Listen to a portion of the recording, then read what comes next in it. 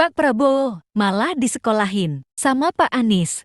Apakah Bapak setuju dengan gagasan saya untuk secara besar-besaran mengirim 10.000 anak-anak kita ke luar negeri dengan beasiswa penuh untuk belajar kedokteran dan sains, teknologi dan engineering mathematics sebagai langkah darurat untuk mengatasi kesulitan ini dalam waktu yang sesingkat-singkatnya. Terima kasih. Masih ada waktu Bapak? Cukup? Silakan Bapak Anies Baswedan untuk langsung menjawab pertanyaan dari Bapak Prabowo Subianto. Waktu Bapak 2 menit untuk menjawab, silakan. Ya, prinsip untuk meningkatkan kompetensi kami setuju Pak. Karena kompetensi yang meningkat bagaimanapun juga akan bermanfaat.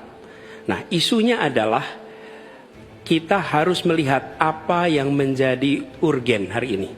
Dan di situ harus berbicara dengan siapa? Berbicara dengan stakeholder. Negara punya kewenangan, tapi sekali lagi pengetahuan dan situasi di lapangan kita harus berbicara dengan stakeholder. Siapa itu? Asosiasi profesi, kemudian Kementerian Kesehatan, dinas di daerah, kemudian para aktivis, para pengamat, para pakar. Kumpulkan datanya, lihat apa yang menjadi kebutuhan. Sehingga kita bukan meloncat langsung ini adalah yang dibutuhkan. Kenapa? Karena seringkali yang kita anggap sebagai kebutuhan belum tentu di lapangan itu menjadi kebutuhan. Tapi prinsip pengembangan kompetensinya setuju Pak. Dan bila memang diharuskan untuk belajar ke luar negeri, maka go ahead.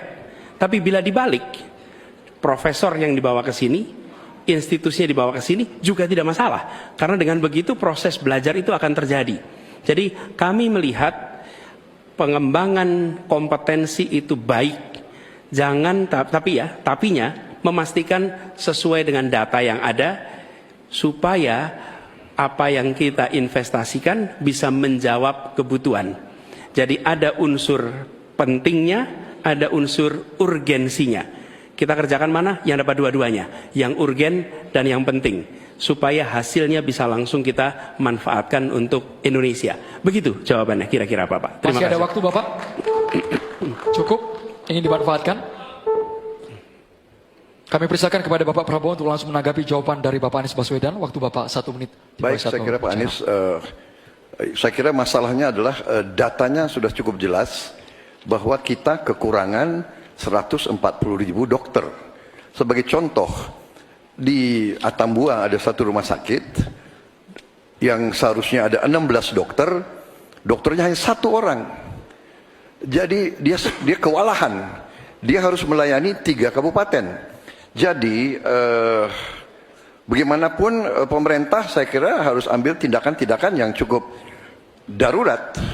Dan untuk itu menurut kami ya, kita harus ambil langkah-langkah berani, mengirim sebanyak mungkin. Tapi saya setuju juga mengundang profesor-profesor untuk mengajar di kita. Jadi saya usulkan bahwa dari 92 fakultas kedokteran kita tingkatkan menjadi 300 fakultas kedokteran. Jadi saya kira usul Pak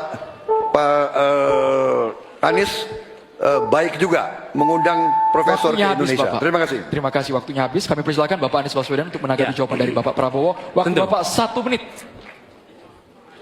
Baik, terima kasih. Jadi, tapi ini juga Pak Prabowo yang saya hormati, kita banyak memberikan perhatian pada aspek kuratifnya. Itu memang betul, harus dikerjakan. Tapi jangan lupa aspek preventifnya. Dan ketika bicara aspek kuratif ada 2. Satu adalah soft infrastructure, tadi tenaga medisnya. Yang kedua, hard infrastructure-nya. Apa itu? Misalnya nih, 15 dari 38 provinsi belum memiliki rumah sakit kelas A. Ini harus dibangun. Kemudian 171 kecamatan di 8 provinsi ini belum memiliki puskesmas. Jadi kita harus memikirkan dua-duanya Pak. Soft infrastructure, manusianya, hard infrastructure, dan jangan lupa itu semua adalah efek dari pola hidup yang tidak, salah satunya efek pola hidup yang tidak sehat. Tidak sehat, karena itulah promotif preventif itu penting. Sehingga kita tidak hanya mengobati tapi juga mencegah. Demikian.